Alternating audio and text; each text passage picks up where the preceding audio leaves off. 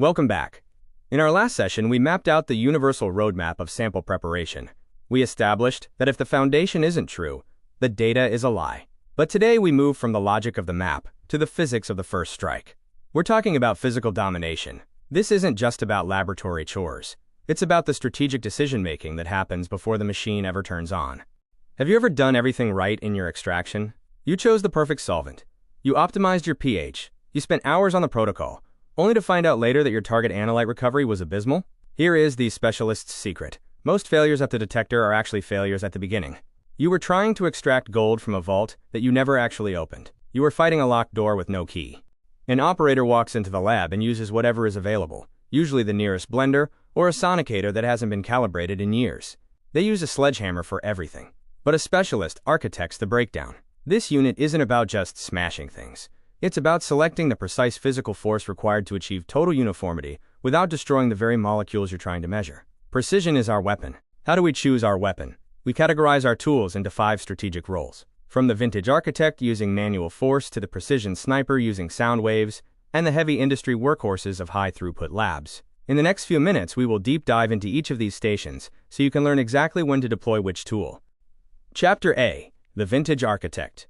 You might look at a mortar and pestle and think it's a relic of 19th century pharmacy. You'd be wrong. In high-end mass spec, manual grinding is often the specialist's most elite tool, especially when paired with liquid nitrogen. By freezing the sample, you turn a flexible tissue into a glass-like solid that shatters. This allows for a level of uniformity that motorized blades often miss while preserving delicate heat-sensitive molecules. Chapter B. The Precision Sniper. This is our go-to for fragile cells. But remember, it's not the sound that breaks cells, it's the cavitation.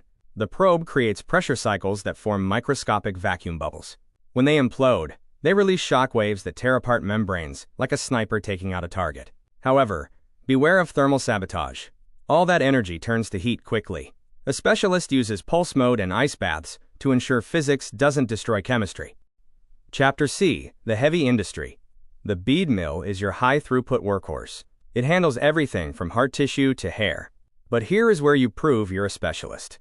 You don't just pick a bead. For the toughest bone, use stainless steel. For liver, ceramic. And a critical pro tip for environmental science. If you are analyzing PFAS, avoid glass beads at all costs. PFAS can absorb onto the glass, stealing your analytes. Use ceramic. We also have the rotor-stator, or polytron. It uses high-speed blades to shear tissues like cartilage.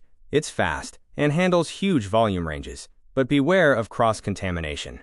Unlike bead mills where vessels are disposable, a rotor-stator probe must be cleaned surgically between every use. If you're running 100 samples, pick the bead mill. If you're running one giant 50-gram muscle sample, pick the rotor-stator. What if your target isn't the whole cell? What if you need to study mitochondria? For this, we use the Potter-Elvegem method. This is the gentle shearing specialist. A Teflon pestle is driven into a glass tube, forcing tissue through a tiny gap of just 0.1 millimeters. It's enough force to pop the membrane, but gentle enough to leave the internal machinery completely intact. A technician blows organelles to bits. A specialist preserves the biological truth. How do we bring this all together? A specialist uses a 3-point check before they touch a single sample. We evaluate density, analyte stability, and volume. This isn't just a menu of options. It's a strategic logic. When you can justify your choice using this matrix, you're no longer just following a protocol. You are architecting a measurement. Look at this roadmap. If the sample is tough and heat stable, go bead mill. If it is tough and heat labile, use mortar and pestle with liquid nitrogen. For fragile cells and liquid, use the precision sniper with pulses. This isn't just a guide, it's the GPS for your physical strike. If you choose the wrong path here, the rest of the universal roadmap won't save you. Let's put this into practice. Imagine your PFAS recovery is less than 10%. You check the machine, you check the solvent. But did you check the beads? An operator might use glass beads because they are cheap. But a specialist knows that PFAS molecules stick to glass surface. By simply switching to ceramic beads, you recover the truth. Take a moment to reflect. Are there invisible thieves in your own physical breakdown process?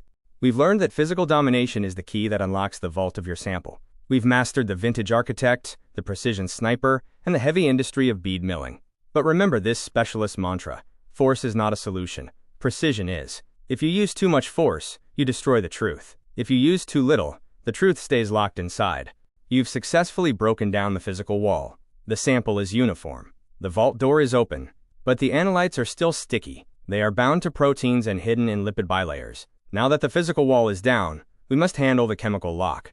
Join me in our next unit, Module 2-3, the chemical breach, where we optimize lysis strategies to maximize analyte recovery. I'll see you there.